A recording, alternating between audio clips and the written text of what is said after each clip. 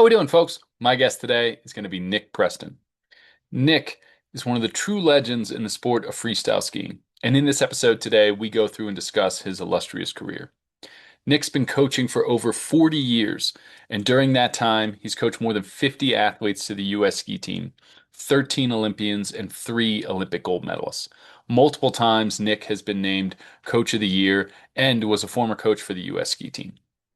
Nick started one of the first freestyle clubs in the U.S. in Waterville Valley in 1980 and was the director there until 2015. Nick and his beautiful wife Suzi started Freestyle America in 1983 and have been coaching kids of all ages and all skill levels ever since and still continue to do that to this day. I had a lot of fun getting to catch up with Nick and learned a ton about his journey in the sport of freestyle skiing. And we had a lot of fun in this conversation, and it was a great time. And I really hope you folks enjoy our conversation. Thanks. That's the starting gun. Nick, All thank right. you so much for taking the time to come on and get to chat with me. It's truly an honor and a pleasure to get one of the, legends in the sport of freestyle skiing on the show. So I really appreciate you taking the time and getting to chat. Well, Bobby, this is a real pleasure on my end too, and I just want you to know that when you were a competitor, I always admired your style of skiing. I'm one of those sort of technical guys that likes to see the turn all, all edge control, keeping the skis in the fall line, shifting your weight and all that. And I just loved your skiing style. And now you're the coach and spouse of one of my most admired athlete. I mean, Avatal is absolutely one of my favorite athletes and always has been ever since she was, God knows, 10 or, you'd know better She's than been in I. it for yeah, another lifer, right? Yeah, well, thank you very much. This is gonna Yeah, be a so lot of you fun. make sure you send out big good wishes from Nick right to Avatal I and most certainly and will. tell her that one of her biggest fans. I think she knows that. She definitely does. No, we were talking about it before we were getting ready to get on, and I told her you were coming on, and she was And very had a great very year. excited. Had Yeah, an yeah, absolutely no, great it's an year. awesome season all around, and yeah, it's really Yeah, fun to and get to. I think I know who her coach is, but in case I forget, make sure you congratulate her coach. Yeah, absolutely will do. Well, it was great to be able to catch up with you at Waterville for the World Cup there. I mean, we were touching a little bit before we got started, just that Waterville really came to the rescue and kind of saved some of the World Cup tour and the pre-Olympic qualifying because originally we were supposed to be going to Deer Valley, and as I was saying, we were in Ruka for the training, for the first World Cup and then after, and just like watching the webcam in Deer Valley, it's like this doesn't look good. And then Waterville the birthplace of freestyle, comes in and saves the day for us. So, and then you got to commentate, which was awesome. Well, thank you. And I've always kind of called ourselves. Our manager Tim Smith doesn't like this comparison, but I've always called the course Bobby's run there the Deer Valley of the East because if you just ask the athletes, I mean, they love those courses. They're steep, they're challenging, they break out the best. Yeah. And yeah, and Bobby's is just a sick cut of hill. And I've always wanted moguls over there. But it wasn't till Tim Smith came along about, I don't know, 8 years ago, and I go into his office to say hi, and one of the first things he wanted me to know was that he says, "Hey, I'm a huge fan of freestyle." He says, "Where are we putting bumps on this mountain?" And we've always been on True Grit, which I don't know, steep top and side hill that we always had to fix, and rocks cropping up, and yeah, I was never all that happy over there. I mean, we ran a lot of nice events over there, but Sure. it was tough, and Mhm. the top air always had bomb holes in it that we could never fill, and then all of a sudden, you know, Tim Smith's, we're going to Bobby's, and I'm just like, whew, yes, and we've been there ever since, Yeah.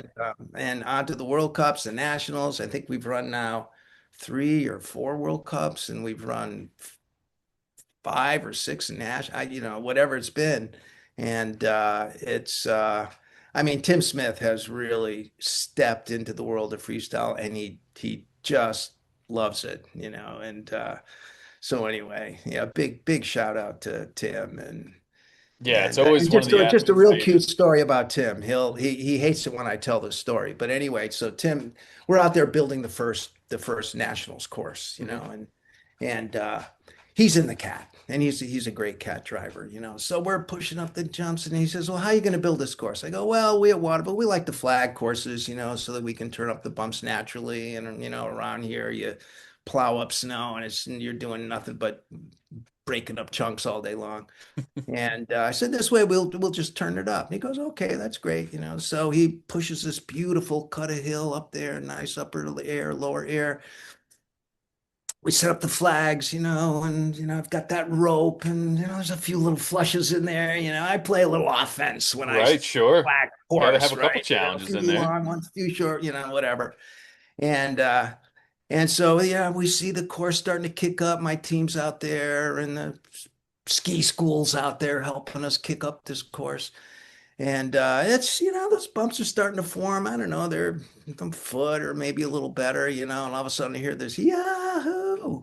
And I look up and it's Tim Smith coming down here, ear pole planting, having a ball. And he's coming down and he rocked that course. And I was just going, "That is the best mogul course." And I say, "Hey, Tim, you built it, and here we are." That's That's right. so cool. One of the Deer Valley of the East. That's really cool. That's awesome. Yeah, no, Yeah, it's yeah. the So athletes Tim's love it. awesome, and he's been that way ever since. Ever Yeah. since, he just wants more and more freestylier. The more, the merrier, as far as Yeah. he's concerned, and that's, of course, as far as I'm concerned, and probably you too. Absolutely. Yeah, no, I mean it seems like the athletes, as I've said, have absolutely loved it, and the town obviously embraces it. It's always been fun, those celebrations, and you get a bunch of people down the town square and everything show up for, the athletes, and it seems like yeah, it's really been awesome to be able to go back and Well, spend big some year time there. coming up with not just the World Cup, but also U.S. champs too. So Yeah, you guys we're will gonna get be the hosting you and your double team dose. and everyone else's team. And it's the best. Yeah. It's And I this mean, coach's dream come true. Yeah. yeah. So as we get into this, I mean, the passion, just talking to you and always like being around you through the years and everything else. I mean, that passion for sport, and you're always, I don't never seen you in a bad mood, never seen you without like a smile on your face. And is that just always, your attitude towards life? Like where does that come from? Is that mom and dad growing up, or are you just always happy and excited? I mean, what kind of talk me through some of those roots? Well, certainly growing up, Hmm. I there was a lot of good luck in my childhood. Number one, my parents, my mom and my dad. My dad's was a surgeon, and was always very vocal at the table and imparting all kinds of medical wisdom on us, and which I always absorbed a lot. I admired my father a whole bunch. And then my mom, she was a sailor, the skier. She was a Skidmore College way back in the 40s, and Hmm. she was what did they call her? Something like the leader of the athletic club or something. Women's sports was a club Hmm. basically.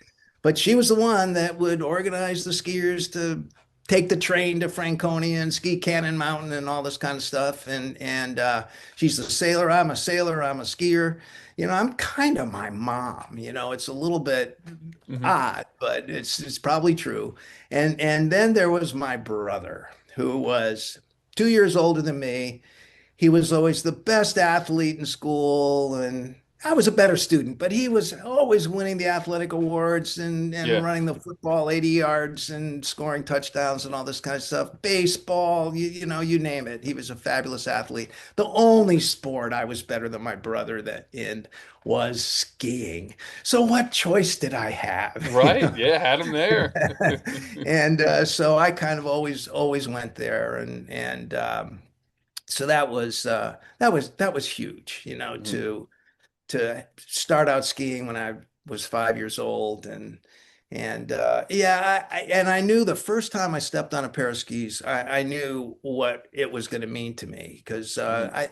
like I say, or maybe I was 6 or 7, it's whatever, and we were out of school and there was a big blizzard down there in Connecticut. And all of a sudden there's a knock on the door and my best friend shows up on a pair of snowshoes. And he goes, "Hey, I'm walking around on top of the snow. Come on out. That's really fun." And I was just like, "Mom, I don't have any snowshoes." She goes, "Well, I'll put you on a pair of skis." So she put me in galoshes and strapped me into these old wooden skis, and Hmm.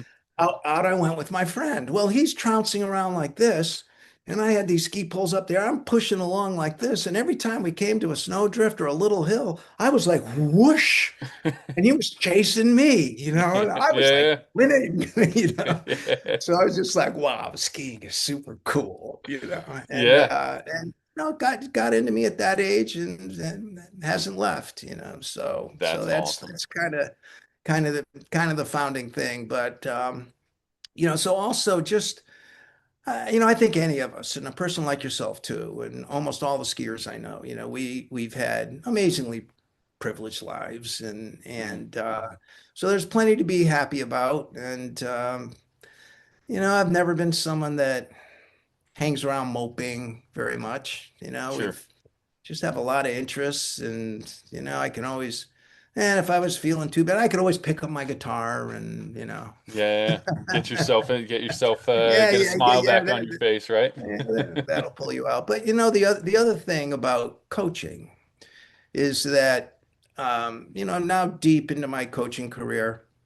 I'd get up in the morning, or the weather's not great, or I don't know, or I had a tiff with the board of directors the night before or something, and I might Hmm. be feeling negative. And I'd drive up to the mountain on a Saturday morning, and there's the team waiting there, chomping at the bit.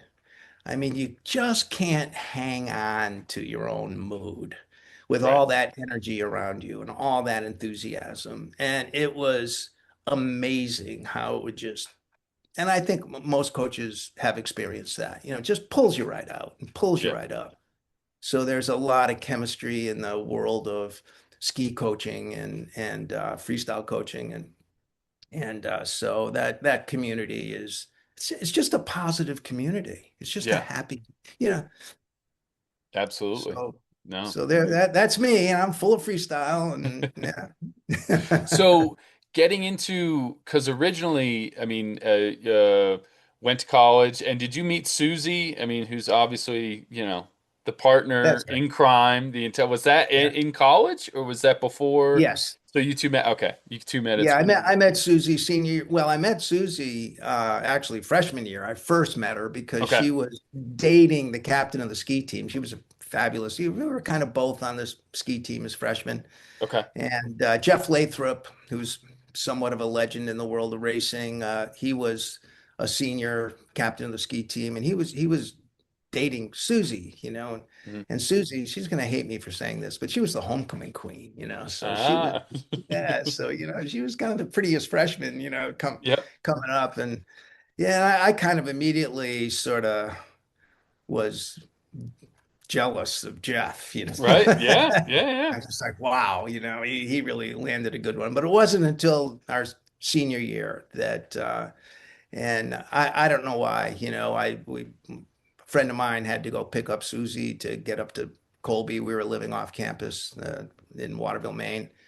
And Susie comes out of the ski shop she was working in her little mini skirt and sat in the front seat with my friend, and I'm in the back seat, and I was like lightning bolt, had hit me.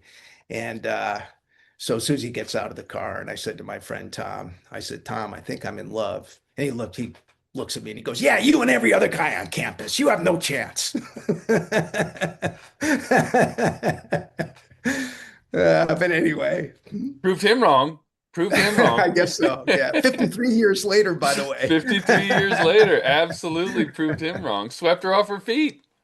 Yeah. Yeah. So it's no, she's and for sure, Mhm. we've always been Nick and Susie, or actually in the world of competitive freestyle, when we were competitors, it was actually Susie and that other guy that hangs out with her.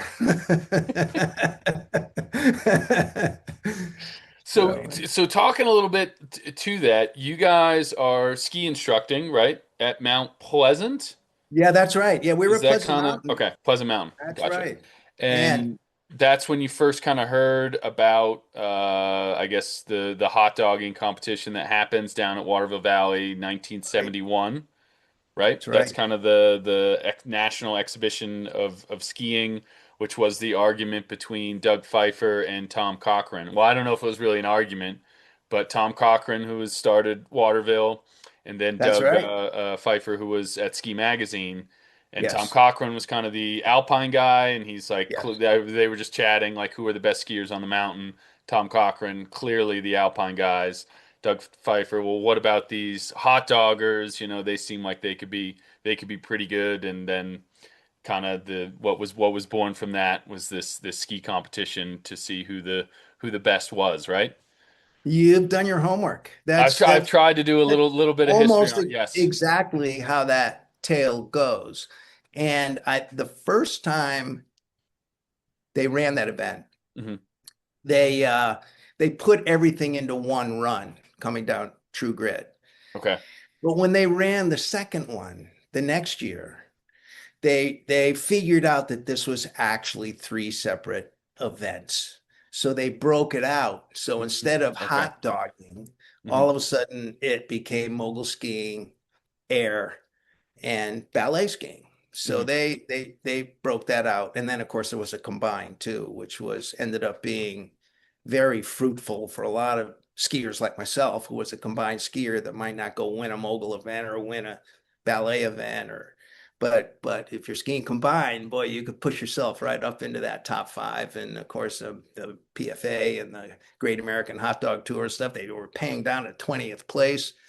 Hmm. And you could come up with a paycheck and keep yourself going. And as a ski instructor, we weren't really freestyle skiers at all. We were being trained to go get certified in PSIA, Yeah. and but we had 50 kids, including the Stomp Kids and Lily Morrison and Frank, some people that went on to be incredibly successful. We had these 50 little rugrats kicking around, and the ski school said, "Hey, we got to do something with these kids. They're all nuts about freestyle skiing and go coach those kids." Yeah. So they were actually teaching us. They'd been to Eddie Ferguson's camp and they'd already kind of bit pretty hard on this, and they were kind of coaching us, and then we were Right. trying to Like, hey, coach let's try them. to do some of But this. Yeah. but Yeah. they were only there on weekends, and Hmm. we were there all week long. So Bruce Cole and myself and a few of the other ski instructors would go out every day and see if we could, get those threes to come around, and unfortunately we didn't know anything about negative action. So we're trying to come around like this, and landing sideways. Looking for But it. yeah, but it was awesome and Yeah. and an incredible team of talented young athletes. So it was a ball. And then on to Sugarloaf, where the same thing was going on, and really all over the East. Waterville was Interesting. hundreds of kids Yeah. that were really enthusiastic about this. So it was a very, very dynamic scene. Plus, we had the pros Hmm. going on. We're all over the magazines. I mean, it was really a incredible launching of Hmm. the sport of freestyle skiing. So how quickly, like after that event happens in 71, is there, because you mentioned Great American Hot Dog Tour, and then there's Professional Freestyle Association, right? That was the Yes. other one, Yep. right? The So there PFA. were Yeah. there were two And there were a tours lot kind of of going little on, things, or a lot of okay, little things going on too. okay. Yeah, yeah, yeah. So in fact, for myself, I think what Hmm. really caught both Suzi and me Hmm. is that at Pleasant Mountain, Hmm. we were full-time ski instructors, but it was $80 a week, Yeah, so which back then was fine. You rent your sure. apartment, you ski all day long. It was wonderful. Right. But I went down to Berkshire East. We heard there was a freestyle event down there, and they were running a mogul event and a ballet event, the whole thing. Yeah. So I went down there, and I was in the mogul event. It was an open event. I signed up, and I'm in moguls, And of course, I was training this other team. So to me, mogul skiing, and I was a ski instructor. So to me, mogul skiing was really a technical exercise. Hmm. But I come down and I thought I had this pretty good run going on. And then I caught a tip and I went spinning around and around and around and around, but I didn't fall. So I went spinning around, but I heard the crowd along the side, So anyway, I come across the finish line and I'm just like, oh man, I blew that run. And then at the end of the day, it's like third place, Nick Preston, $350. I was like, okay, a month of pay, for one lousy mogul run. Right. So that was, okay, I'm in, Yeah. and that sort of really started the whole thing. And then thanks to Suzi Chaffee, of course, people like Suzi, Hmm. who was a heck of a skier and a fabulous athlete in her own right, Hmm. she went on to be one of the top ballet skiers and would go off to some event. She'd pull down $600. Then she pulled down $2,500. Then she pulled down $1,500. And and Wow. Yeah. I'm just like, yeah, okay, this is working. Right. So Yeah. yeah. Interesting. But So anyway, that's our source. when you were teaching the kids and everything else, it wasn't Alpine, right? It was so Yeah. Masters. What was There you Masters? go. That Good was for because that's you. Good for before you. freestyle, right? Yes. Essentially Yeah.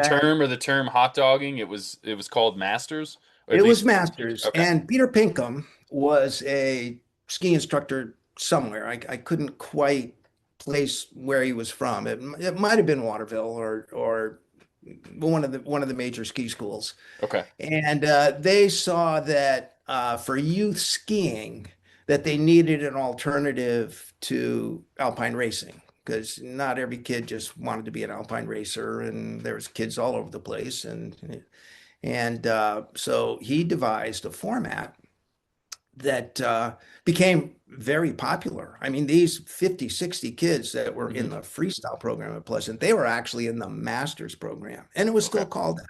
Okay. It wasn't called the freestyle program back then. Hmm. And what the format was final forms. So they had to come down and make long radius turns and make short radius turns, and they were judged on that.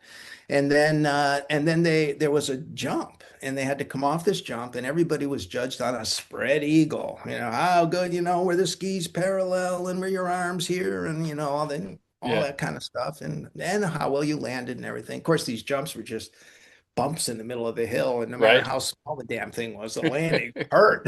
you know, yeah, yeah. We knew someday that we were going to have to change that, but and then the third event was called the free run, and the free run back in the Masters days Hmm. still included what the show skiers were doing, what the Art Furs and the Roger Staubs and those people were doing, crossing their skis over and doing a Royal Christie Hmm. and maybe even spinning around and that kind of thing. So there was the free run. So when you really look at that format, Yeah. that's a short throw to putting the technical run into the moguls, Right. getting a better air sight and opening that up a little bit to the degree of difficulty and Sure. letting it evolve. And then the free run, Royal Christies and all that stuff, and tip rolls, yeah, that, what the Austrians would do at the ski schools, and to entertain the guests. So that was a short throw to ballet skiing too. So really the masters had a lot of foresight into what was eventually going to happen in freestyle. And I think that Tom Corcoran and Pfeiffer Hmm. kind of saw that, hey, well, look, it's three disciplines over here, and this is really what we're trying to do. That's really three disciplines. Yeah. So Interesting. hence Tom and Doug, arguably are really the founders Hmm. of competitive freestyle skiing as it became into the pros and then has evolved into how Into many disciplines? I've into lost into what count. it yeah, Yeah. exactly. It's hard to keep track. Yeah. So you compete for about 8 years, right? And you're Yes. coaching the whole time, you and Susie kind of Yes. competing and coaching, and then And coaching. when do you make your way to Waterville? Because you go from Mount Pleasant and then you're at Sugarloaf, right? Yes. For a Yeah, little we're bit, up at and then you come back. Sugarloaf, Okay.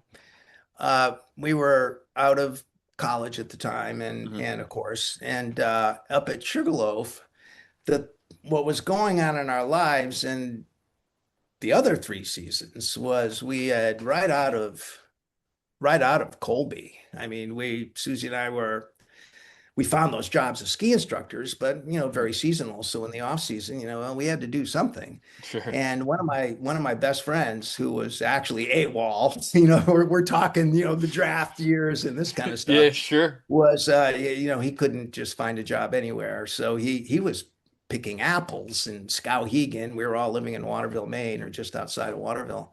And so we went up, and Susie and I went up and started picking apples for this old 76-year-old Royal Wentworth. And one day, Royal walked up to Stephen and I were, and Susie and Marilyn, Stephen's wife to be. Hmm. We were hard. We loved it. You're Yeah. outside. It was an incredible job, and a beautiful hilltop orchard and views of the mountains and all that stuff. Yeah. And one day, Royal, this little skinny little Mainer that had grown up there and never had another occupation in his life, comes Hmm. up, Chris goes, you boys need a project, and I'm going to sell you this farm, for $43,000, and I ain't dickering a nickel. And Stephen and I looked at each other, and we were just like, 150-acre apple orchard with tractors and houses and barns and a going business for 40. We kind of knew he was going to be selling, but we thought it would be like 143,000 or Sure. something like Yeah. that. So he Right. barked out this ridiculous price, and so we managed somehow to raise the money, and we bought this apple orchard, which, by the way, my partners or my ex-partners are still there, They're and they've still there. expanded the whole thing. Wow. He's one of the That's biggest apple awesome. growers in Maine, and yeah, and we sort of miss it to this day, but not really. Obviously, we've Yeah. moved well beyond it, but so we had this summer thing going, and it Hmm. was awesome. Yeah. We had a project, and then in the winter, Steve and Marilyn would stay on the farm and sell the apples, and figure out what's going on, and Susie and I were off skiing. Yeah. Well, that business, we started to grow the business, and that wasn't really working that well. So Hmm. Susie and I relinquished our share, our half, or Sure. sold it to Yeah. Stephen Maryland. And so we were kind of out of Maine a little bit, Yeah. and I didn't Hmm. didn't didn't really have a place. And yeah, I was, still up at Sugarloaf, which was awesome. But Susie and I were coaching like kind of a larger team when we went to junior nationals and everything. We had the Pleasant Mountain kids with us. We had the Evergreen Valley kids and the Camden Snowball kids, because freestyle was everywhere. So we Yeah. had this huge team that we were coaching, Hmm. and there was a lone nationally ranked skier from Waterville Valley, Hmm. and his dad, Charlie Morris, calls him up and goes, "Oh, well, can he be part of your team too?" "Oh yeah, absolutely. Yeah, come one, come all." Right. Yeah, Bring yeah, them we all. were, yeah, and so all of a sudden I get a letter from Charlie and say, "Well, our program is kind of dying down." And it was a huge program, but Okay. it kind of died down once, Wayne Wong was no longer part of it, and Floyd Sure. Wilkie and those characters. And so we kind of looked into it, and it was like, hey, we can go down there and have fun. After all, it's kind of where the whole thing started. Right. I've competed there, and I've met Tom Corcoran, and he was awesome, and Yeah. Doug, it even.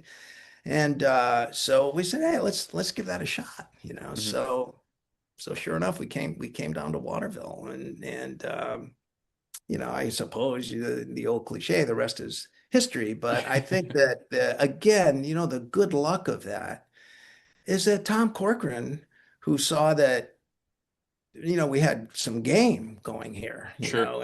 and I think the moment that I knew that I had that Tom was going to put the wind to our backs, he was kind of chairman of the board of the club and this kind of thing. And he says, yeah, he says, Nick, why don't you write us up what the heck you're going to do about freestyle skiing at this mountain? And I go, yeah, okay, I'll do that. So I did, I don't know, a page and a half of, well, we're going to do this. And I went to my first board meeting before I'd even stepped on snow. And I see Tom reading my little document, you know, puts it on the table. He says, I want all the program directors to give me one of these things that Nick just gave me.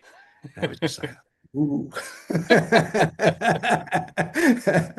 and he put the wind to my back forever, Yeah. whether it Hmm. was as things got more interesting and I'm sitting on the national boards. And of course, he was always there, Yeah.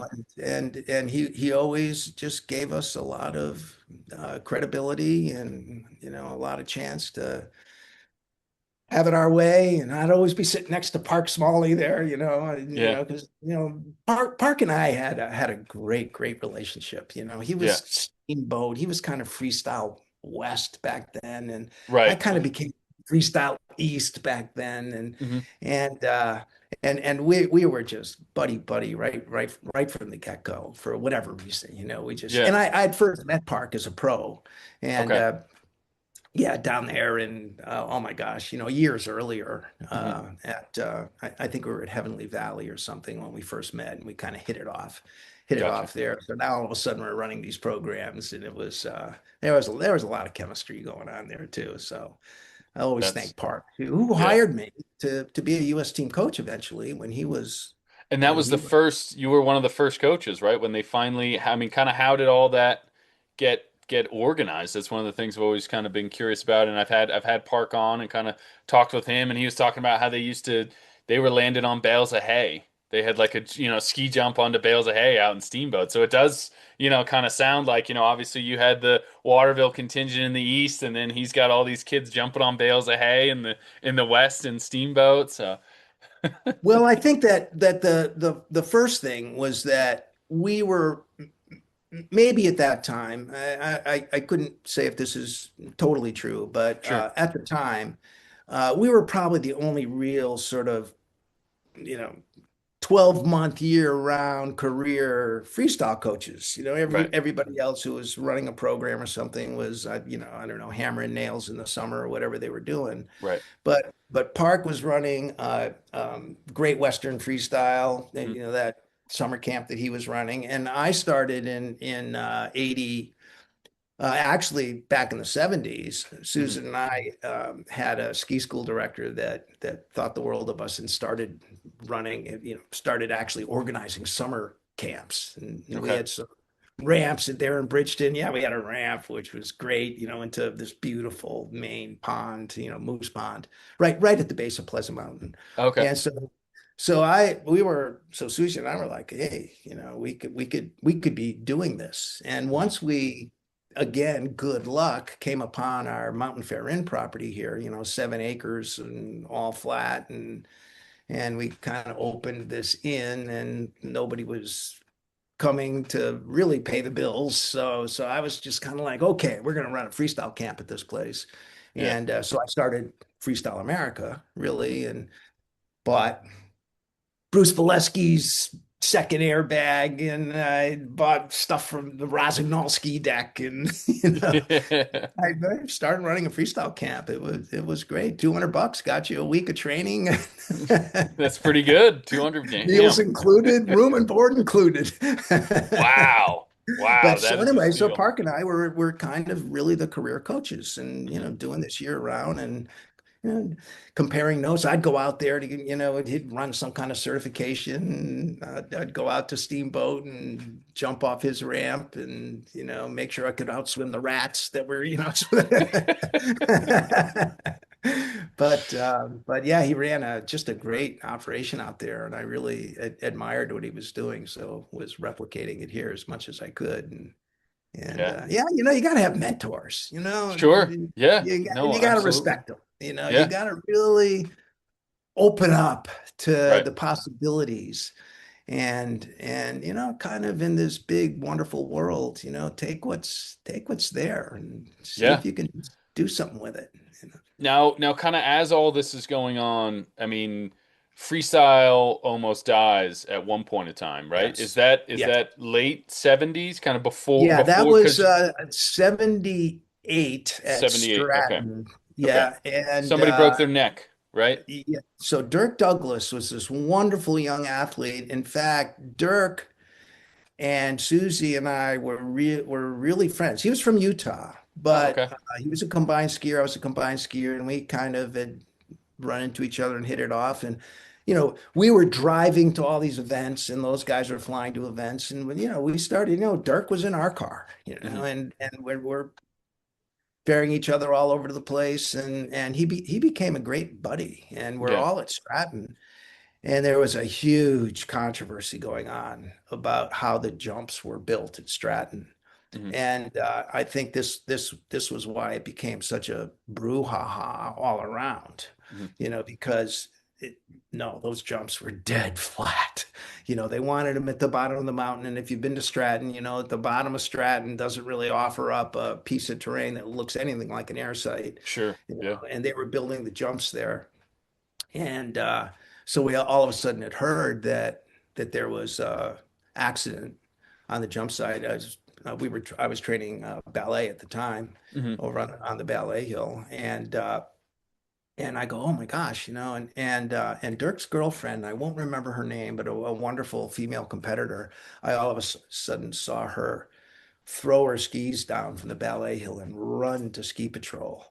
Hmm. And at that point, I know, oh, gee, Dirk's hurt, Hmm. and then of course later we learned how bad that injury was, Yeah. and he was now that happened in the PFA, that happened right in the Pro Tour, Hmm. but we had subsequently learned of a couple of other catastrophic accidents that had occurred at other ski Other areas. areas, yeah. Yeah, just whether they were jumps in the woods or whether they were at events. And Hmm. and I think we had heard at that point that there were like three other, Hmm. spinal injuries that had compromised those athletes in one way or another. Yeah. So yeah, yeah, it hit the fan, you Right. know, Yeah. and it virtually died right away. Now, I think Stowe and Heavenly, or maybe it was Snowbird and Heavenly, Hmm. kind of still ran those two events.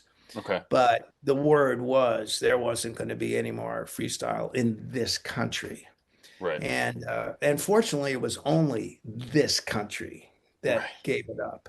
Yeah. But because that's where the money was and that's where the TV was and good old Yeah. American culture there. Right. Uh, and the PFA, and of course, as we all know now, Curtis Oberhansley was fleecing the whole thing anyway. So that controversy was already going on. And Okay. so the whole thing kind of died, but it sustained itself in Europe and in Canada. So it kind of limped along, but Okay. the insurance pendulum was way strict at that time. Okay. And fortunately, it had to swing back because Yeah. ski areas all of a sudden couldn't even afford their premiums. And so Right. that assumption of risk came along, Yeah. and and so freestyle kind of was Slowly. swinging. Right. Yeah, and we began to get more permission to do things. And of course, I think it wasn't until 84 or 5 that Breckenridge stepped up Mm, and ran okay. a World Cup, Gotcha. Okay. And then So like most of them were last, just over in Europe, right? that's right. Okay. Yeah, Because I think it yeah, was what, 79 that was the last year where there was kind of the pro tours and everything, and then they broke yes, off. In 80 yes. was the first year there was a FIS or First year of the World Cup FIS. tour was 1980, right? Yeah. And Yeah. freestyle skiing, it's the most remarkable thing about it is you can't take freedom away from people.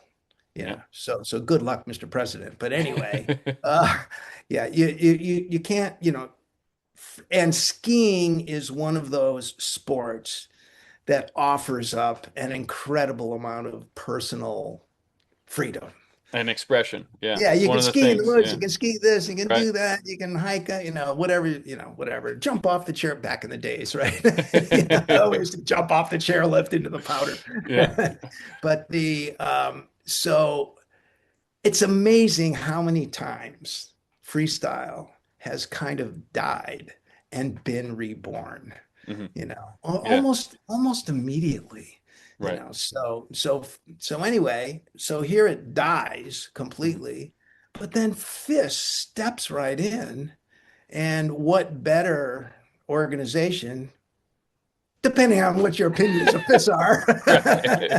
Yeah, there's two sides to most coins, Sure. right? Right. Yep. Of But course. they stepped in as the international body that was, Hmm. really sanctioning all of competitive skiing at the Hmm. point, certainly racing. Yep. And they stepped right in, and all of a sudden it's got plenty of Legitimized. life. Sure. Yeah, a Yeah. lot of life. Yeah, indeed. And then fast forward to it trying to make its Olympic quest. Hmm. And once the FIS and the IOC and got together and decided there was some Olympic opportunity for this sport, and which of course it debuted as a demonstration event in Calgary in '88, I think it Hmm. was. Yep. And oh yeah, well, we really like mogul skiing. We're not too sure about aerials. It looks kind of dangerous. And ballet skiing, it's I mean, we're at the time, by the way, I think ballet's biggest enemy was actually figure skating. Because Right. at that very Olympics, figure skating, there was lawsuits about who won the gold medal, and there was judging biases that were glaring, and the IOC was like, yeah, I don't think we need another figure skating, Sure.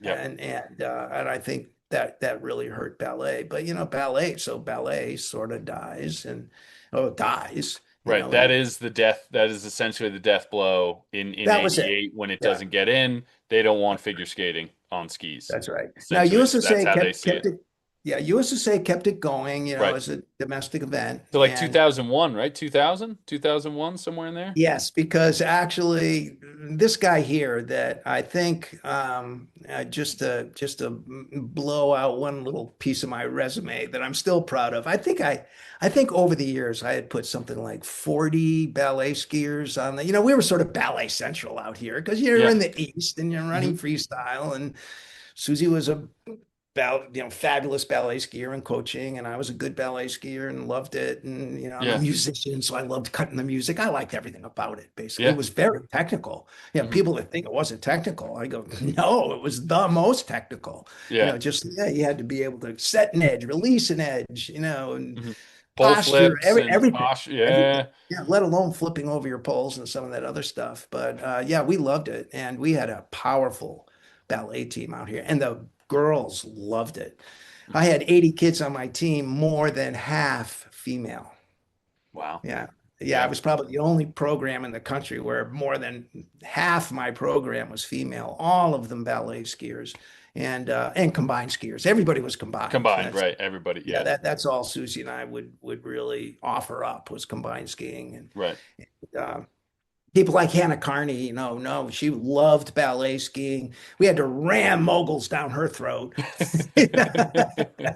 She finally saw it our She way. finally, yeah, yeah. She finally was like, "All right, I'll relent." Yeah. Yeah. But anyway, once it died, so it actually was, we were running the 2000 or 2001 Nationals here Mhm. at Waterville. I have the And poster.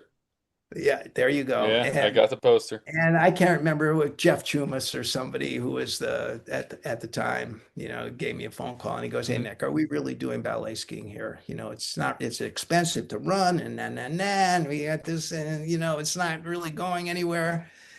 And I was the guy, Mr. Ballet, was the guy that actually said, "All right, we're not running it. We're gonna let it die." you know, Yeah, and sometimes letting go of things is the best yeah, option, right. and not trying to swim upstream forever. Yeah. And so I was the guy that actually put the That nail put in the the coffin. wow. Gotcha. Yeah. Yeah. Yeah. And Wow. some people Interesting. like Okay. Park tease me about it Yeah. to this day. Yeah. Killed it. Yeah, hey, You there's a gave it guy the that death killed ballet blow. skiing. Yeah. And of course, I was Parks ballet coach on the U.S. team, so So, I, so that's bringing it back. So when he hired you on to be the ballet coach back yeah, in some of those, so would yeah, you that's be right. traveling in Europe around then doing the World Cup Yes, tour? Because yeah, it that's wasn't right. really in the US at that point, right? It was mostly just in Europe Yeah, around. actually, at that point, we were in the U.S. Lake We were okay. Placid and Placid had a World Cup. well, Placid and Breckenridge were running World Breck. Cups because Got I it. was a NORAM coach 87 and then 88 in there, and then Park brought me on to the team. Hmm. I think 89, 90, I Yeah. think in there. Yeah. And So so yeah, it was awesome. And actually. But I was sort of a combined guy, so it was really fun. I'd yeah. hang out on the air site too, and of course ballet was always first. Right. So I had the rest of the World Cup event, Yeah. to be there on the air site and also and of course I was running camps at the time, so I had become much more of an aerial sort of guy, Sure. having trampolines and stuff. Not self-taught, by the way. I knew when I opened my camp, I knew I didn't know that much about tramp training, Yeah. really. Hmm. So I had to seek out people that knew. Sure. And so up to Dave Ross's in Toronto I went, Mr. Trampoline. Yeah. And sure enough, I started hiring those Canadians, and they were coming down and they were bringing me the better springs and the better beds, and they're making me put my tramps in the ground, and yeah, I went up there for like 4 days, and I'm sitting watching Dave Ross, and I'm just like, holy crap, this guy knows everything, and I don't know anything, anything compared to this guy. And Mhm. Dave was great. He handed me his whole 25-page curriculum and his whole, and I'm looking at Yeah. this thing, and I'm just like, Jesus, he's got 25 pages, 10 tricks a page. It's like, all progression. Backflip doesn't even appear till page 8. Yeah. It's like 70 skills now a backflip. I go, oh Right. my God, you mean so we just can't huck these things anymore? So, but that was an important step, and I think it Sure. distinguished me from a lot of other coaches Yeah. that would coach the end game Right. and skip those 70 steps. Right. Yeah. Yeah. Yeah. Yeah. No, absolutely. That was one of the big differences, I think, between how we were coaching and Well, that some of seems the. like one of the challenges today, especially with a lot of the clubs, and just also, I'm curious, just the difference in kids' attention spans now are so much shorter with TikTok and social media and Right. all that other stuff now. So it seems like they want the quick, easy progression. Absolutely. Like, hey, I did it 3 times. I did three, tuck jumps. Let me just do a backflip now. Where like Yeah, really yeah, having that discipline to that's go right. through and actually develop and like, well, if you're really in this for a long game, we need to do like 2,000, 3,000 back tucks, and then maybe Yes. we'll move, T sets on the water ramp. So just really kind of working those Yes. fundamentals before you progress, and that can, that's one of the, I guess the challenges as a coach, right, is making those 1,000 T sets actually fun. So while it is boring and monotonous, like if you really want to have that long-term view and progression, like, yep, this is what you're gonna need to do, and it's not sexy, it's not like that, but that's actually what's going to get you those gains in the long term, right? Yes, and I think that also there's a huge gender difference there. Yeah. The girls that, for I'm sure biological reasons, are more protective Hmm. of what's going on. The boys more risk takers. Right. So the boys, you know, yeah, can I show you my cork 7? This is some 9-year-old kid that Right. still jumps like a chimpanzee on the trampoline, right? You see it every The day. the girls have no interest in trying a backflip Hmm. until they're ready. They're very linear learners. Hmm. And I always found the girls easier to coach. I think a lot of male coaches find the women challenging to coach. I never found that at all. Yeah. You know, it's like, then maybe because I was Suzi's coach and of course was living with one, and but very very linear learners. No, they don't want to cork. Hmm. They want a perfect backflip. and they're happy to do endless backdrops or Hmm. things that posture them, or they really want. And when at our camp, where we still basically use the Dave Ross System. progression to Yeah. this day, kind of modified to Sure. suit our sport a little more closely. But we have these 10 trick routines that we demand out of them. We have this format where at the end of camp, you're going to show us a 10 trick routine, and it's made out of the most fundamental things. Show us soldier bounce, show us the three different arm swing bounces, tuck pike straddle, Yeah. 180, 360, okay, optional trick at the end. Okay, show us your backflip, or something like this, Sure. and that was the goal of camp. And then as they progress, that actually becomes not the goal. That becomes your warm-up routine every Right. time you step on a tramp. So Hmm. you're always strengthening the fundamentals. Hmm. And one of the things that the girls taught me, they didn't want to elevate. Hmm. So I would always, they wanted to be better, because we would say to them, we say, look, any in freestyle skiing, and whether it's the old days or whether it's even now, 8 out of 10 is what is the standard. 80 points can win a mogul event. Right. Yeah. 60 points doesn't win you much. Maybe you get a second run out of that, Right. Yeah. right? So everything's 8 out of 10. So when you show us stuff, we're not elevating you until you can show us an eight. Right. Now we can move on. Hmm. And I have this saying that I would hang up, which is like, more isn't better till better is better. More isn't better until better is better. Yeah. Yeah. Yeah. Love it. So that was one. The other thing I would tell my coaches, I wouldn't hang this one up on the wall, but I would say to the coaches, I said, you want to do your athletes a favor? Coach down. Hmm. Coaches want to coach up. Oh, Right. you did a three, do a five. You did a five, do a seven. Right. And my thing was, no, coach down. Yeah. Look at that three. What isn't an eight or a Right. nine or a Yeah. 10? Yeah. Right. And find the fundamental that's weak and coach that. I Right. said, you'll really do them a favor. I mean, I had the NORAM team down here. I think it was Zimian, and who was she with? It might have been McPhee or somebody like that. Oh, Hmm. we got to work on our backflips or things like this. And they're trying backflips, and no, they weren't right.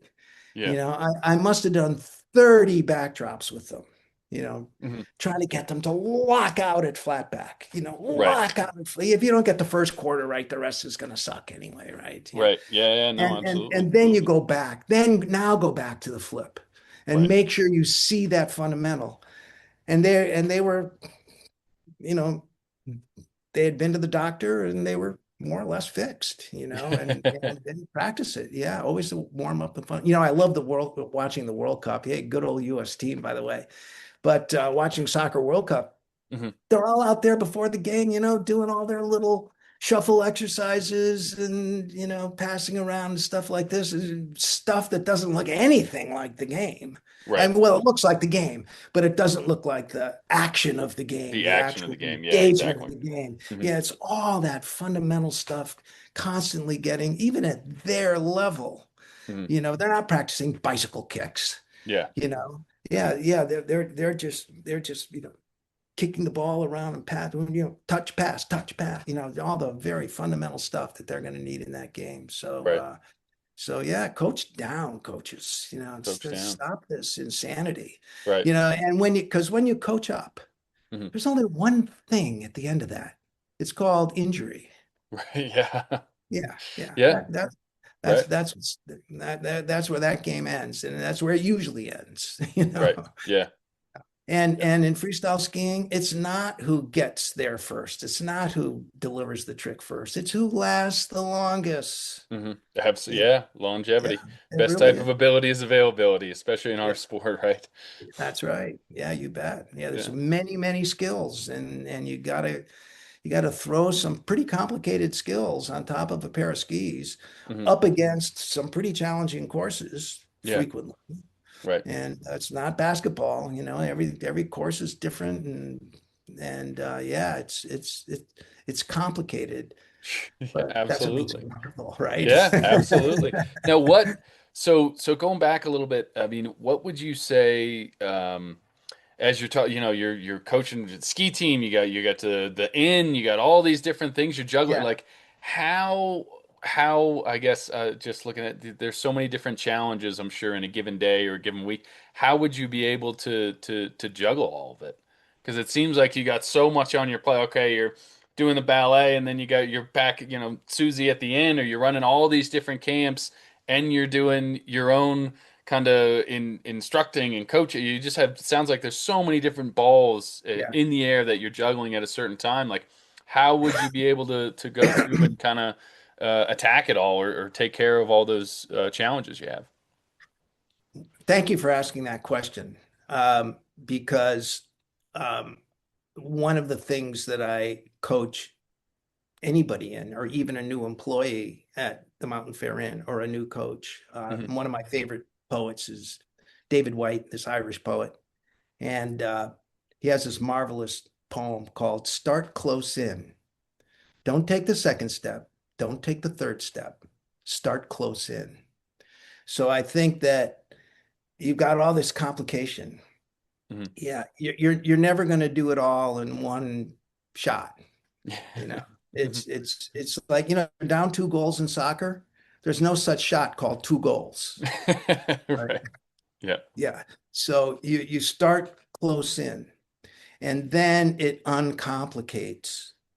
If you're really alert and you can perceive what's going on Hmm.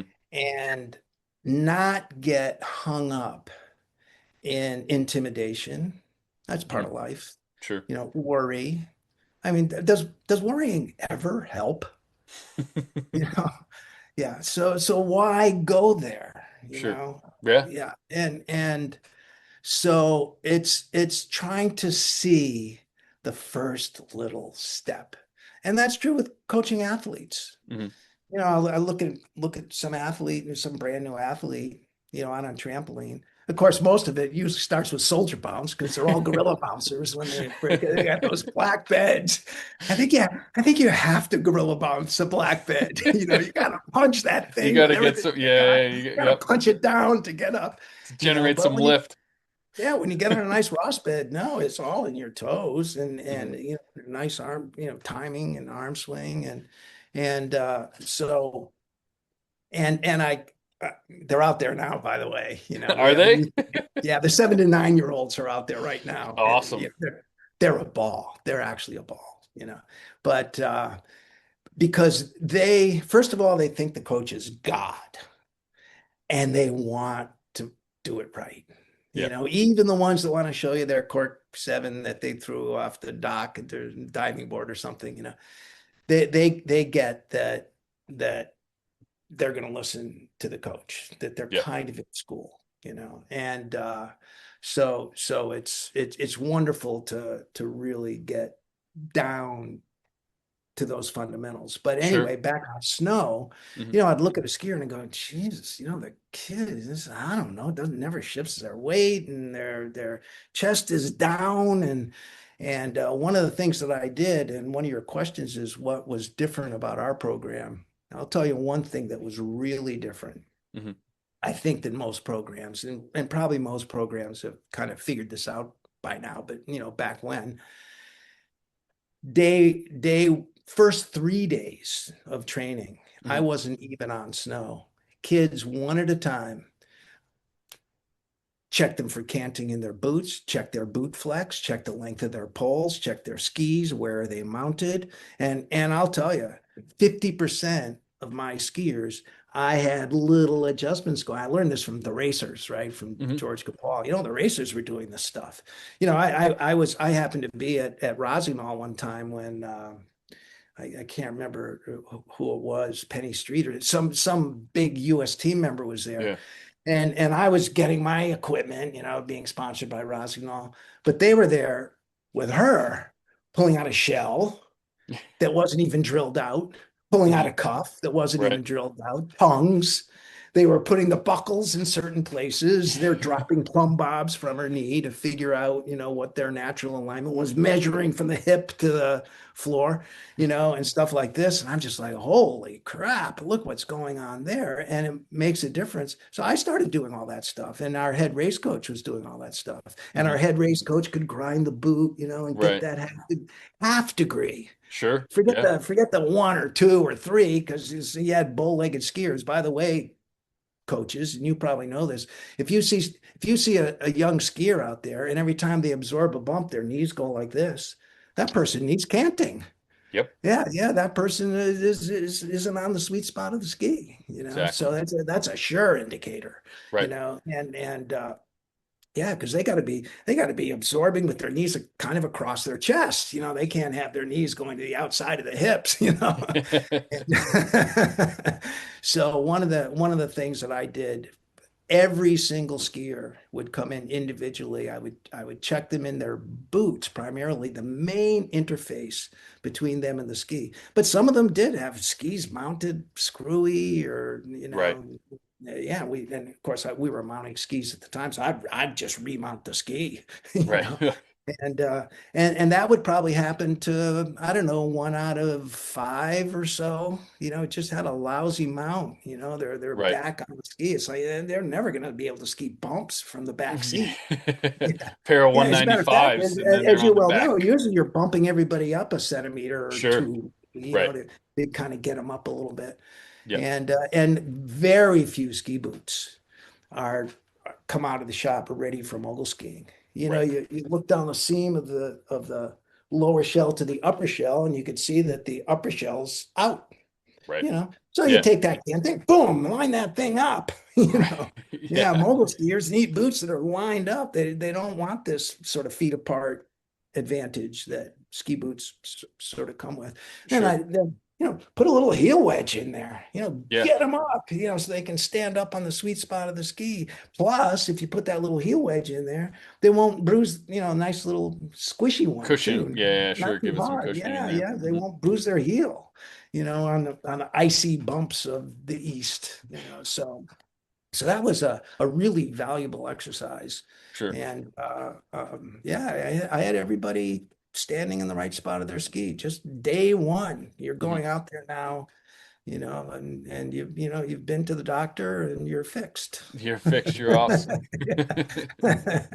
So, I mean, one of the things I'm continuing to, just your passion just comes through in spades. And I mean, what are some of those things that you over your career have just really loved about coaching and about teaching? You say you learned some of that from your mom and your parents and everything else that kind of inspired you. But what is that love of teaching? Have you always just kind of enjoyed that? Because it seems to just come through in you exude it.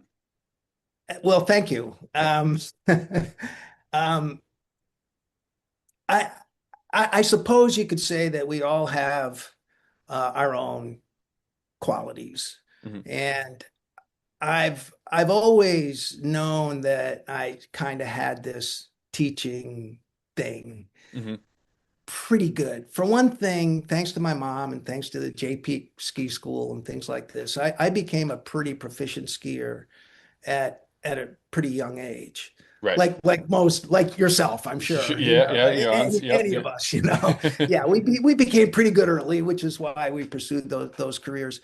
And my friends would say, how do you do that type stuff? And I found myself actually teaching skiing to my buddies at But school, yeah. when Hmm. we were off skiing together. Yeah, and then my brother taught me guitar at an early age, and then I found myself teaching other people guitar, Yeah.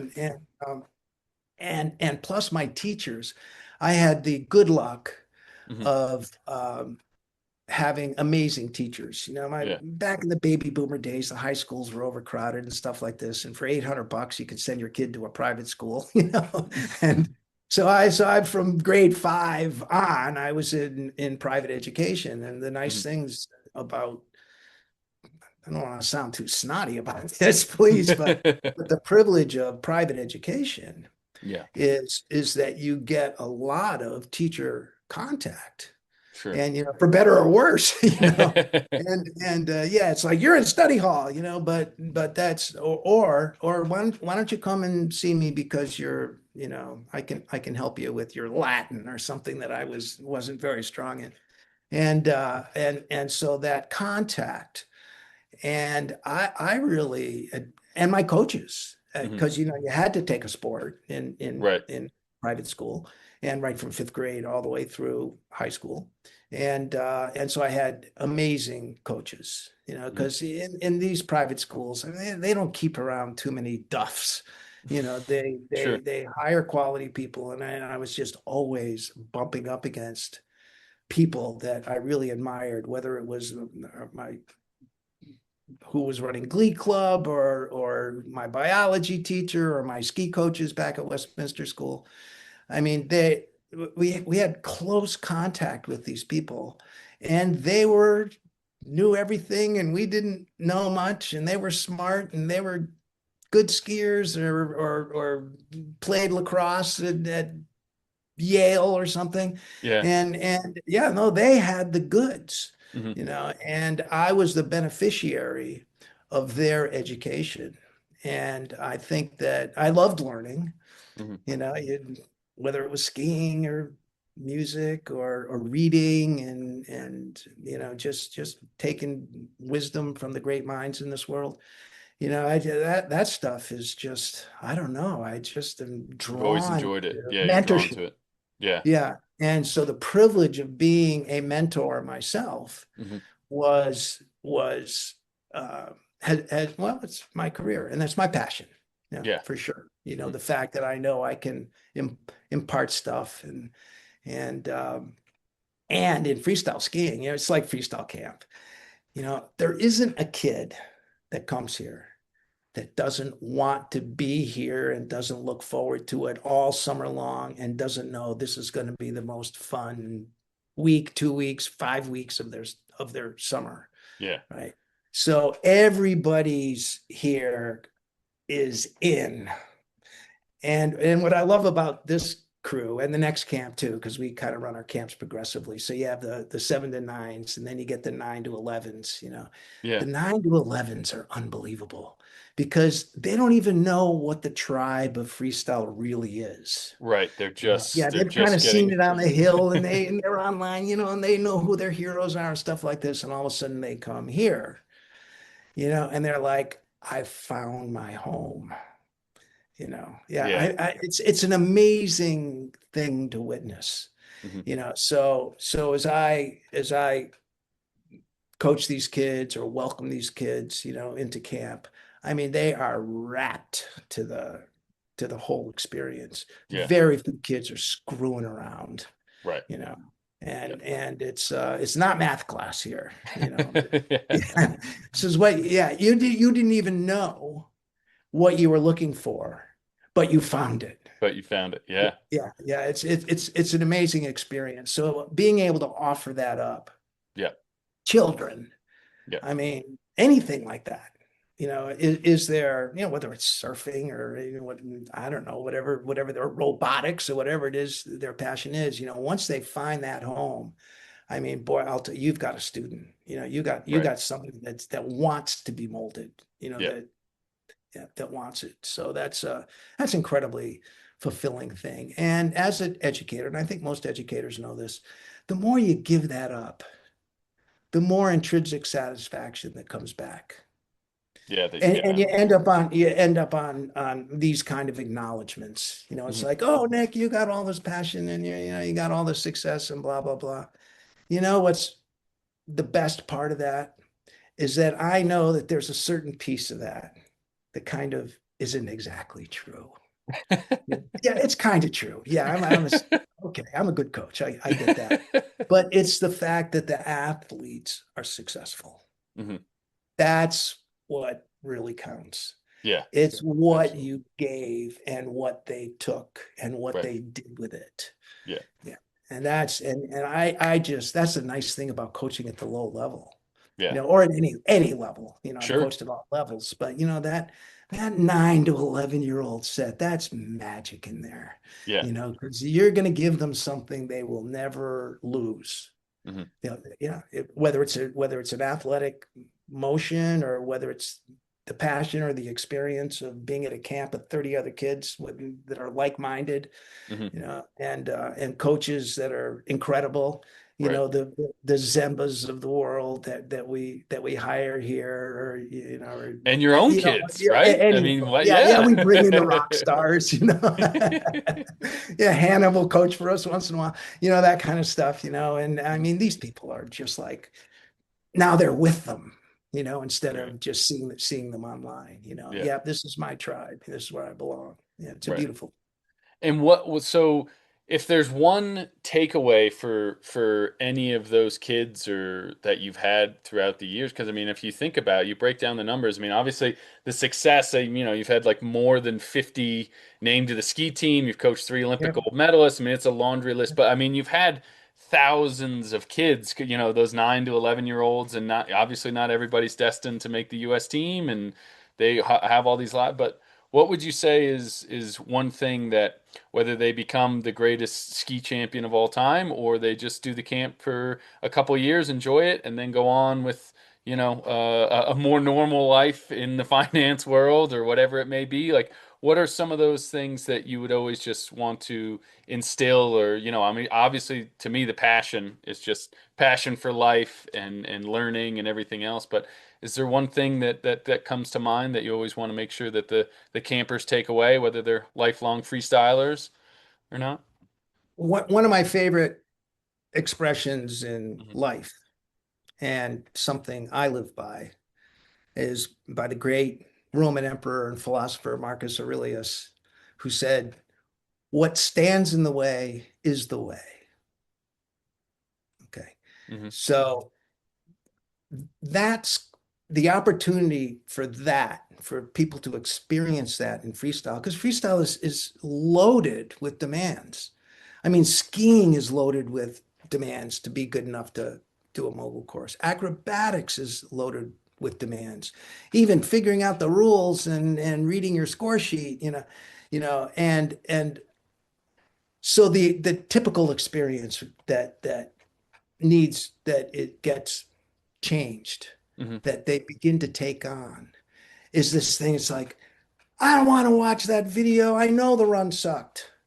It's like, no, all your training information Hmm. is in those mistakes. Not only is it in your mistakes, it's on the score sheet. Our criteria is good enough to say, look what you got on that, 3 mute you tried to throw. Right. Look at that score. Yeah. Yeah. Okay. Fine. It sucked. Guess what? We're training with you tomorrow. Right. Yeah. Yeah. So what stands in the way is the Is the way. way. Yeah. Yeah. And I think that's true in almost anything in life. Life is friction. Sure. Life is challenge. Right. You know, That's where and you get the growth. every day you wake up. Yeah. Yeah. And how many days you wake up and you're just in nirvana or something? No, it's always something. Even on Right. your very best day, some cop pulled you over. You were going 50 and a 35, because you were so happy. Yeah, yeah. And Absolutely. and the other one is pay attention. That poster we do have That's a up. tough one to, and I'm sure with those 9 to 11-year-olds, pay attention. It's got to be a tough Pay one. attention. That's right. Pay attention. Yeah. And relinquish judgment. Hmm. Don't listen to your thoughts. Yeah. You aren't who you think you are. It's that simple, you know. Yeah. And so open up. Hmm. Just see if you can just open up, Yeah. and let yourself be a sponge, and don't judge other people or you or yourself. Right. Perceive. That's what alertness is. You said this thing. What about perseverance? Yeah. Yeah. That's kind of the whole thing. Right. How accurate can your perceptions be Yeah. out there and in here? Right. And Yeah. if you nurture that, if you nurture that ability by not getting trapped by, the fear, the doubts, the worry, the self-judgments, the negative thoughts, that's kind of sports psych, right? Yeah, no, absolutely. You've had to have plenty of that, I mean, throughout your career and everything else. I mean, obviously everybody likes to talk about the successes and some of those things, but what would you say are some of those failures, maybe not that you've had, but some of your athletes or whatever else and in coaching Yes. and teaching them through those moments, right? Because it's always Yes. everybody always likes to talk about the successes, but I feel like you always learn the Yes. most from your biggest failures or from the those big mistakes. And that's, one of the jobs Yes. as a coach or a mentor or a teacher is to, you know, guide them or help them kind of through those moments. And as many Yes. successful moments as you've had as a coach, I'm sure there's been some down days where maybe had Yes. expectations an athlete was going to win and they didn't get the job done, and then they're in tears and they're shattered at the bottom, and you got to be the Yes. one to pick the pieces up, right? Yeah, that's right. That's right. And again, it's the kind of, well, the many times Hmm. I've come up to an athlete and or an athlete's come up to me and goes, "Oh man, that sucked," and maybe that athlete was poised to win Eastern championships or do something like this, and they placed all this investment, all this importance, on where they were going to stand on the podium or something like this. So there was failure. Let me just start with this. Hmm. Failure and success are concepts. There are things that nobody will agree on. You know, you're going to Right. tell me Yeah. what success is. I'm going to tell you what it is. We'll get 10 other people in the room and they're going to say something different. Hmm. So it actually doesn't exist. Right. Yeah. Yeah. You know, Hmm. that's right. It's all the path. It's all the way. Okay. Failure, the same thing. Failure is a judgment call. Hmm. Don't judge, perceive, right? Hmm. Move Sure. on. Yeah. Yeah, that's right. What stands in the way is the way. Yeah, Yeah. embrace it. Embrace whatever you see as a letdown, a failure. Yeah, but they don't really exist. Right. They're things that we put all this importance on. Oh, that guy's, driving a Rolls Royce, obviously a very successful guy, or something like this. Sure. It's how big is that kind of BS? Yeah, So absolutely. yeah, but it used to be simpler than that. It's kind of like, oh, you wanted to stand on the podium and it was all important and stuff. Oh, by the way, tell me who won this event last year. They can't tell you. Yep. Yeah, Yeah. right. Yep. Yeah. It's like, no, it's gone. Yeah. Right. There's this little thing gone. Right. It's in the past. You know what an athlete does? Yeah, now that doesn't say you're not sitting with disappointment. Sure. Yeah, sit with it. But if you really want to hurt yourself, if you really want to fail, dwell on it. Yeah, instead of being alert to it. Right. Yeah, yeah, be sharp. Perceive reality here. Yeah, Right. yeah, I don't know, you made a mistake. Everyone makes mistakes. Yeah, you can eliminate mistakes. I loved these skiers that Mike Maycomer he was a beautiful athlete, but he was one of those perfectionists. Hannah was the same way, by the way. Yeah, everything had to be perfect. Yeah. And I think it was with Hannah or one of my athletes that I said, "Come on, let's talk about this." And I played her a video, and I think it actually might have been a winning run. I think it was a winning run by Brian Wilson, actually, who's a beautiful skier, right? Yeah. I mean, the, Yeah. Yeah. the guy, he's one of the most beautiful skiers. And so we played this winning run at Steamboat or wherever the heck we were, and we slowed it down. He probably skied through 5 mistakes, Hmm. skied right through them. And I go, there it is, 5 mistakes. That's a perfect run. He won, you know. Yeah.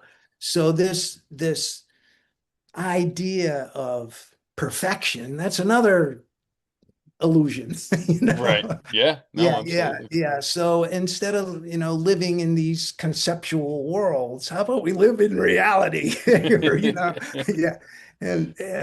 So that kind of, I don't know. I try to kind of impart these little bits of wisdom Absolutely. Yeah. to kids whenever I can. I read a lot of this stuff too, by the way. I'm a Sure. Yeah. Anyway, well, big meditator, and I anywhere you kind can of, get I it. love the Buddha, and I don't know, some of these other great minds. Yeah.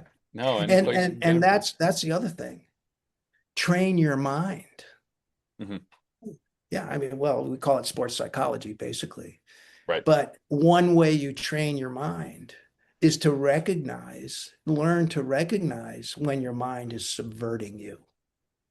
It'll Right. subvert you all the time, because you're gonna want something, and no, you can't have it, so yeah, not this time or whatever.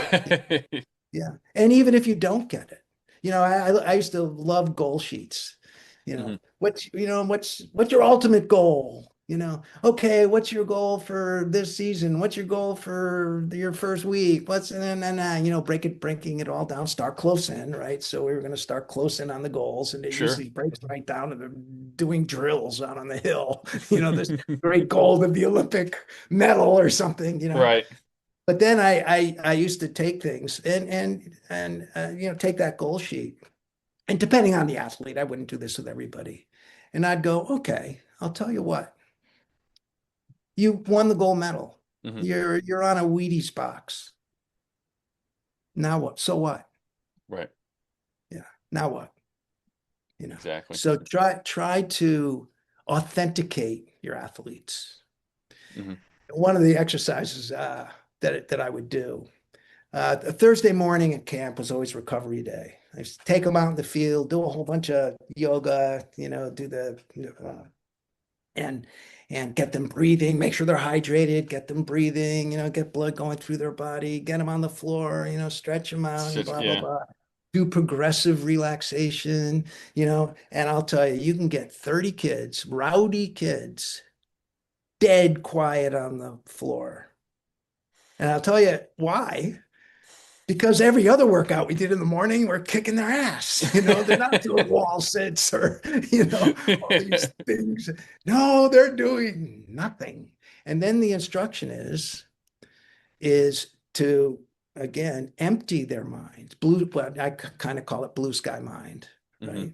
Yeah. That emotions are clouds, thoughts are clouds, emotions are storms, but let it all pass, right? Blue sky mind.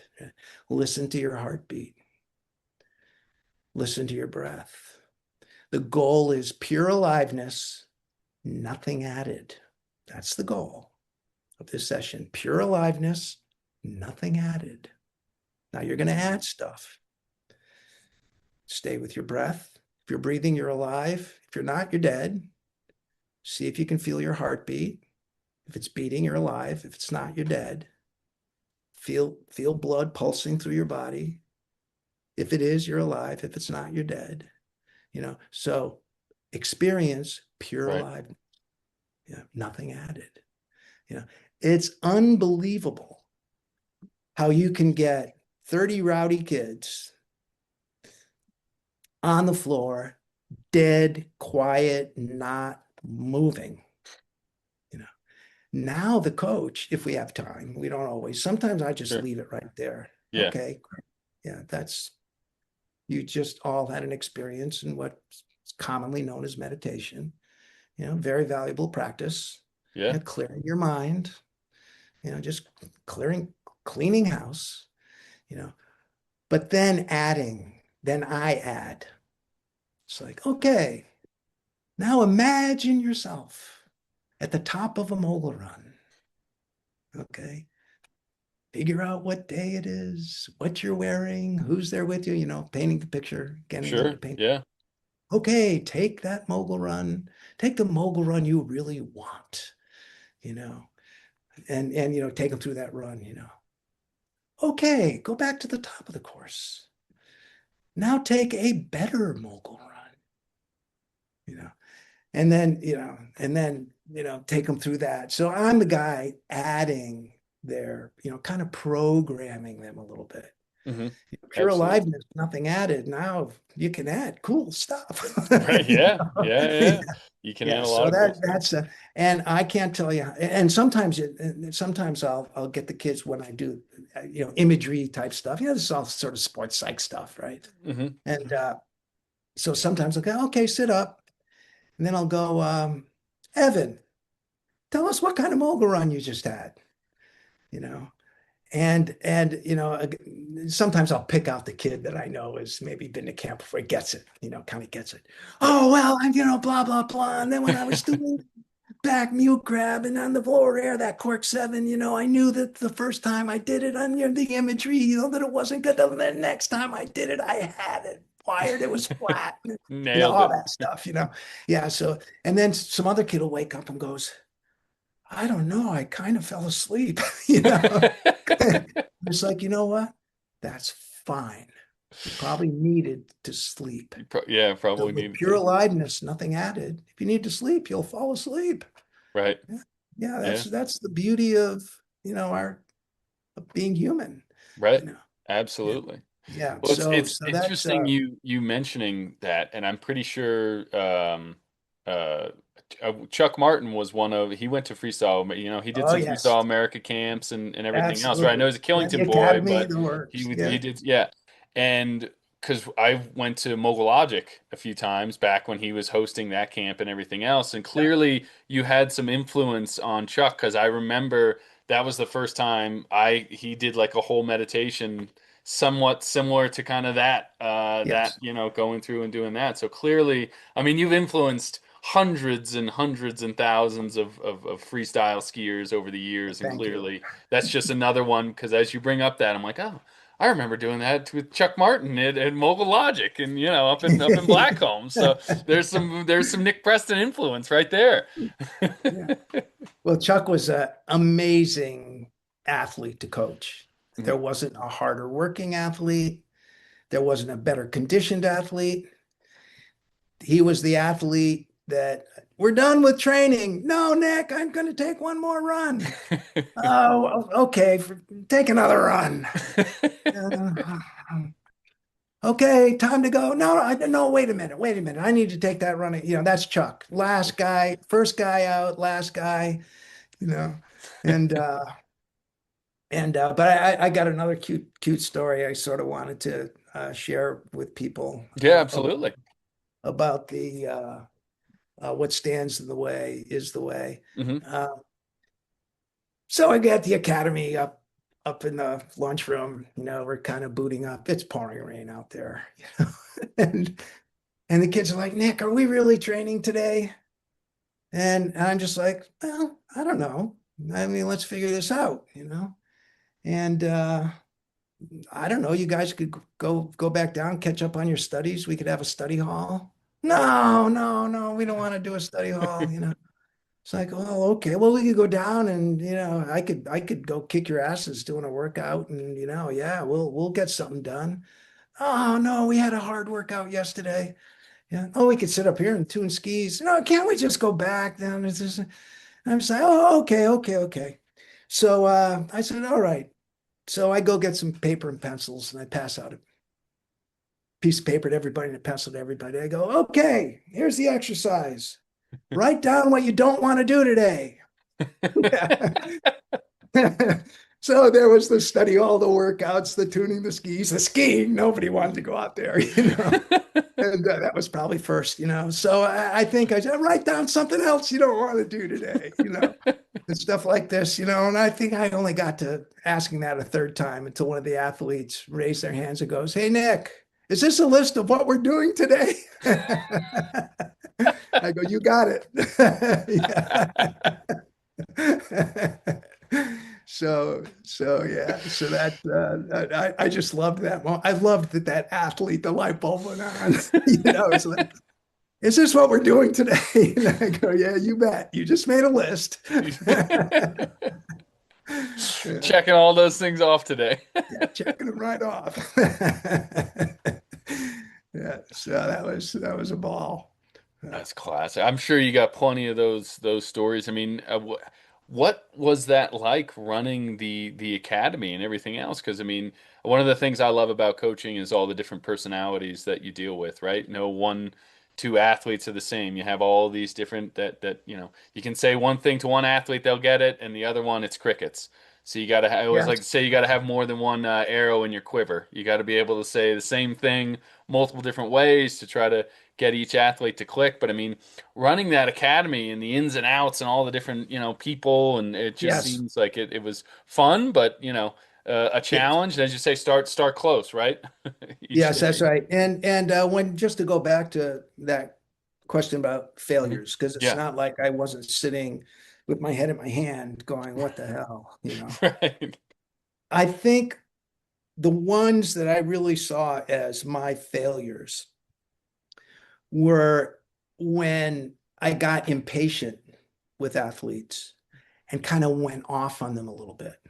Hmm. That doesn't help. You go off on a young athlete, some 14 or 15-year-old, and for the first thing is, well, it just doesn't help because it's one way, Hmm. and in sports, everybody gets a vote. Sure. The coach doesn't actually get to just hit people over the head. And I just took my safe sport to renew my license. No hitting them over the head. Okay. That went out a Yeah. while ago. Yeah. Yeah. No depriving them of food and water. Yeah. But losing it on a young athlete is a bad mistake. Hmm. You've got to, the coach, it's really important to keep one's cool Yeah. in the face of even that athlete pissing you off to the wall, you know. And there were times when I would go off, mostly early in my career, because I learned you can't go off on judges or other coaches or other athletes either, by the way, or officials or whatever, just because you don't like the jump doesn't mean you get to go off on somebody, right? You get to pick up a shovel and help, Right. Yeah, yeah, Yeah, exactly. yeah. So that to me were they were clearly failures, that Hmm. that athlete, first of all, they think you don't like them. You kind of lose them, Sure. that you lose their trust, and you'll really see it for maybe the rest of the season. They might not even come back to the academy. Right. It's like I'm in the wrong academy. Nick doesn't like me, and I'm a piece of dung, and Nick told me so, and whatever. So that's a huge mistake. Hmm. And so I would just encourage all coaches coming up, never do that, or punish athletes with fitness exercises. You want them to love fitness, really, Right. So yeah, yeah, Yeah. no, oh, give me 50 push-ups, whatever. Yeah, that's a big mistake too. I never really did that one. I knew that was a mistake. But unless you set a bar for somebody, Hmm. look, you're gonna run this shuttle run, and you're gonna hit 6 seconds here, or we're just gonna keep going. That kind of stuff. Fine. So setting bars is fine. Sure. But punishing through Yeah. activities that you want Activity or them any of to that. Yeah. learn from and love, that's a real mistake. Right. And but the other real failure out on the hill was we were in Isosjote up in near the Arctic Circle Okay. in Finland. Yeah. Okay. Yeah, and which was a great experience from so many ways. And we were just in another part of the world for sure, Hmm. with the Laplanders and all that stuff. Yeah. And yeah, and you better like reindeer. As a Absolutely. vegetarian, I don't like reindeer, so I was kind of out. There Tough for wasn't you up much there in the else. Laplands without the Yeah. yeah, that can be a little Yeah. tough. But anyway, we were out on the jump side. I had my aerial team there. I was the junior national team aerial coach, basically. And I'm out there with my aerialists. We had a powerful team. Suki was, Masuko was on the team. Hmm. April was Hmm. on the team. My son, Tim Preston, was on the team. And Kate Reed. And, I had kick-ass aerialists. I mean, we really should have walked out of there with all over the podium, all over, it should have been very successful for us. We were Hmm. killing bumps, Yeah. Hannah won and Chiavarelli would won, or I don't Yeah. know, something like that. Hmm. And so we were kind of killing it there. But in March, first of all, it was 50 degrees. You'd think it would have been cold. No, it was Right. really warm and balmy, and the sun moves sideways up there. Right. Even though it's March, yeah, you're getting your 12 hours of light, but it's not going this way, it's going this way. Right. And it went from the landing hill and the in run as it moved this way to the kicker To the and the kicker. tram. Yeah.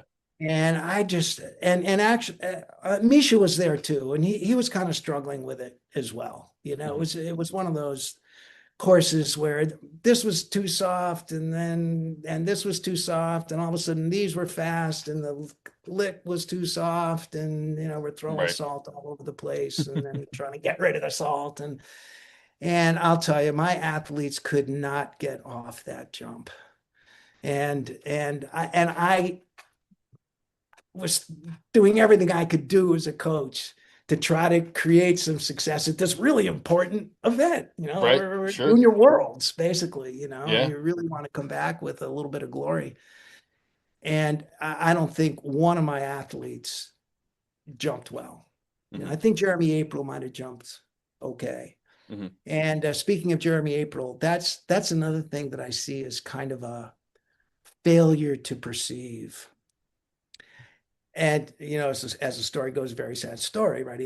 Yep. He just made the U.S. ski team, and all of a sudden we learn he's taking his own life, and it was Hmm. like, whoa. And when I looked back on that whole run up, kind of through this obvious deep depression that had developed in that marvelous young man, super talented athlete, Yep. um, I should have seen it. I should have seen it. Here's somebody that used to sit with video endlessly with me to go over every little thing so he can improve. All of a sudden, he's blowing it off, you know, almost all summer long, and it's like, boy, that's kind of weird. The guy's Hmm. hanging out in his room. Then I'd hear him on the phone screaming at his girlfriend, and she's screaming back and stuff like that. And I go, that's kind of weird. I met his girlfriend. She's awesome. They Right. were they were awesome together. I thought that was great. And and all of a sudden, we're lowering the guy into the ground, and that was like, you really, as a coach, because you're spending so much time with these athletes, you're really their guardian Right. Yeah. on that level, and I know that, Hmm. and yeah, you've got to be, whether it's a minor injury or whether it's a mental letdown or whether they're not good at keeping track of their equipment or whatever it might be, Hmm. we're taking care of them. We're their guardians, and Yeah. to me, and not now that, and of course, once that happened, I took a great deal of time to research what this is all about, Hmm. and particularly since at the time, I hope it's not still true. It probably is. There's new problems, the phones and all this stuff. But the years of suicide spike in the teens and 20s, and then they kind of go down, and they can kind of level off, but there's a real spike Yeah. in the arc of life Hmm. where this is likely to occur. And uh and I think that as a coach, it went by me, and when I started studying up on it, all those 9 signs were there, or 8 out of 9 Right. of the Yeah. things to look for Sure. were there. And I'm just like, oh, that's not going to happen again. Yeah. Yeah. Yeah. Yeah. Yeah. There's certain things that can't happen, Yep. and, one of them is your skiers taking out other skiers, and, at a ski area and you're skiing to, that can't happen either. Right. I mean, Yeah. you can't have your skiers injuring other skiers because Sure. they're Yeah. yahooing around the mountain. And and if there's a deep emotional problems, and that could be substance abuse, or it could be Right. any of Any those other multitude of things. Yeah. type things that we're learning about in safe sport, things like Hmm. that. Any of those things. Yeah. Yeah, you really do have to step up. Head injury, all that stuff. You really have to Yep. step up, Yeah. and they're Absolutely. they're uncomfortable things. That's what I hated about I love airbags. One of the things that I didn't like about water is, here you are trying to teach kids their first front flips and their first back flips. Well, what happens? Boom, I'm right on their face or right on their back. you know? Yep. And we're talking like day one of a Yep. 6 day Oh, camp, and the sure. kid gets out of the pool. I don't feel too good. And it's like, well, you don't look too good. Well, the concussion protocol says send them home. Yep. Yeah.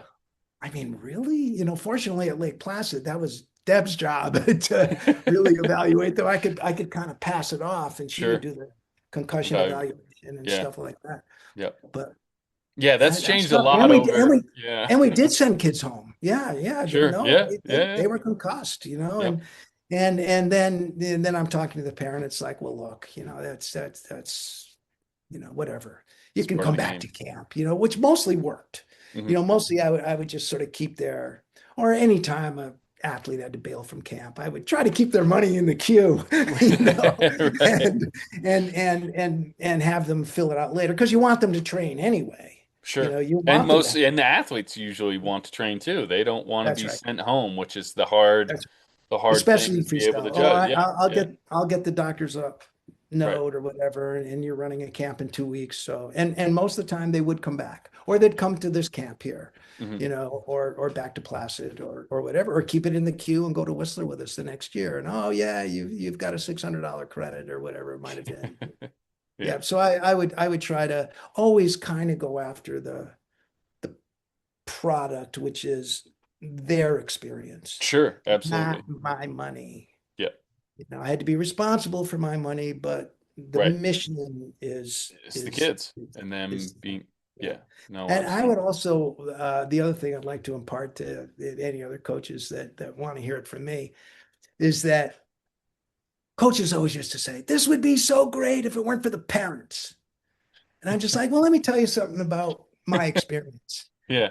You know, running camps, running academies, not once have I seen the kid's name at the bottom of the check. Yeah. So guess where your paycheck comes from? So Right. understand this. The parent is the customer. The kid is the mission. Yep. Don't confuse those, Yeah. right? Yeah. Don't No, confuse that. absolutely. Yeah. In fact, when we got a new kid in the program, I would say to that coach, "Oh, you got three new kids? I want you and me to know the names of mom and dad, what dad does. I want the names of their brothers. I want the names of their pets. I want to know where they live, blah, blah, blah. Let's get to know this family. Yeah. Let's embrace this family, Hmm. and really important. One of the wonderful things about sports in this country, in skiing, it's very interesting. Every other country has a national program that starts very early. Right. Then, yeah, you go to Canada and maybe you're a 15-year-old and you're in some kind of elite program, and then they decide you're not good enough, so you're cut, and some other new kid comes in Right. and They're blah, blah, bringing in the blah. new, In yep. this country, we are parent funded. Mhm. Even on the US team, we're still parent funded. Right. I had two kids on the team. I was writing checks for thousands the whole time, right? And even though they had a certain amount of funding, but not everything. Right. So in a way, and that's because parents never give up on their kid. They Yeah. never give up. Right. Yeah, no, national systems give up on athletes. Spit them Parents out. never Yeah. give up. It's a Right. huge advantage. And in the end, now we should be doing more with our national programs. So don't get me wrong on this, Yeah. with funding and talent ID. And we do a pretty good job with it, but Sure. it's still all parent funded. And that's a good thing. It wins. Yeah. It wins Yeah. because they don't give up. Right. And they come from largely families that can handle this kind of stuff. So if Sure. they need the extra Absolutely. camp or the extra thing, or they need to go to Chile and they don't have to know, they have the money. Yeah. Mom and dad write the check, Yeah. you know. So it's yeah, no, parents are not a pain in the ass. Yeah, know? no, Yeah, absolutely. I think that's they're super your paycheck. valuable, especially Yeah, for those coaches out they're the there. And that's, sponsor. yeah, yeah, They're the no, sponsor of absolutely. your athlete. Yeah. Yeah. And the athletes get it. You see it all the time. I'm an announcer. I see it all the time. Who are your sponsors? Mom and dad. Yep. Yeah, the athletes get it. No, absolutely. Yeah. No, it's very true, and I think that that's definitely something that can be needs to be appreciated. The sacrifice from mom and dad, and never giving up on their kids. I think that is certainly an advantage. Avatar's a great example of that, by the way. Yes. Oh, yeah. I mean, the Absolutely. Shimkos. Yeah. I The mean, holy Shimkos, cow. of course. Yep. And she was always the mascot. Yeah. Yeah, she was always the to the whole East, to the Yeah. whole East, because she was so young and everything likable, and I don't know, she actually had a goofy little skiing style, and as a younger kid, she was kind of pudgy and kind of cute. She looked like a puppy skiing down the course, dude. Absolutely. Yeah. Yeah. Yeah. Wild and free. Yeah, yeah, yeah. Just a great Yeah. athlete to have witnessed her career, Yeah, on it's incredible, been a lot of incredible. fun. Last year was a blast, and it's been quite the journey. And Nick, Yeah, this has been she's an awesome conversation. I really appreciate you taking the time to do this. And as one of the legends of freestyle, it's great to be able to have some of your wisdom spread around, and I really appreciate. And I've learned a bunch, so I'm sure a bunch of the listeners will learn a bunch as well. And look forward to catching up with you. And maybe we can do this again at Waterville if you're host for the World Cup. I'll be out there, and it'd be fun to just grab a coffee or get together or something when we're there. Yeah, And let's do this has that. been a Yeah, blast. that'd really be fun. Yeah. I've always been a big fan of you too, Bobby. So yeah, let's build the friendship All even right, let's do it. even deeper. All It's right, happening. Well, thanks for doing this, and really appreciate it. it's a ball. I love this stuff. Thank you. All right. Bye, everybody. Congrats. You made it all the way to the end of the episode. Thanks for listening to this boring voice. At least the guest was pretty legit, right? If you thought so, please make sure to like, share, and subscribe. And if you're listening or watching on YouTube, please make sure to hit that bell button so you get notified every time a new episode drops. Thank you.